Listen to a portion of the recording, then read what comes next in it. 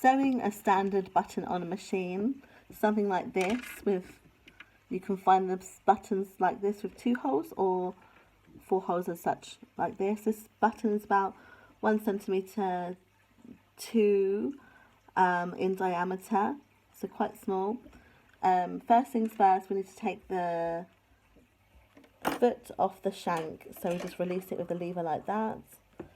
Then we want to get these dog teeth down, so we open up our bottom part of the machine. Obviously all the machines look different nowadays, but you need to find the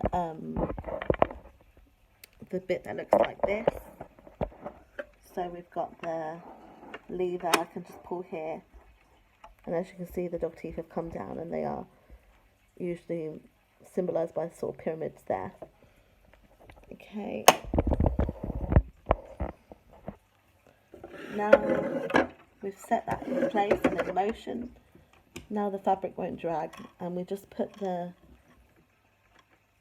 leg down to position and keep that in place.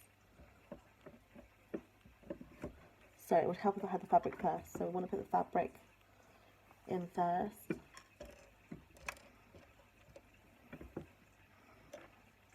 Put the button in place wherever you've marked it to be. It can be a bit fiddly. And then we want to put the needle down on a zigzag stitch, and we want the length of the zigzag to be about 3, so just over average.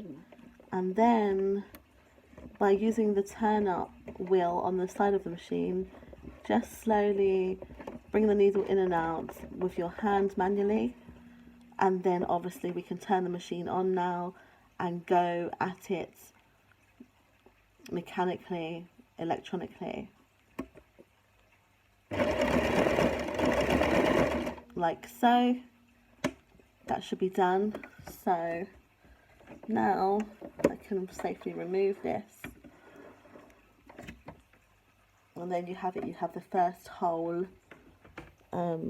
of the button done. And then obviously I just want to do the same again, so I'll position under the machine,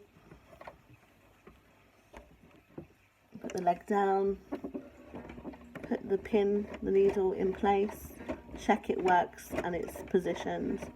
That's fine. Now I can continue to do that automatically by the foot pedal, and then we're finished.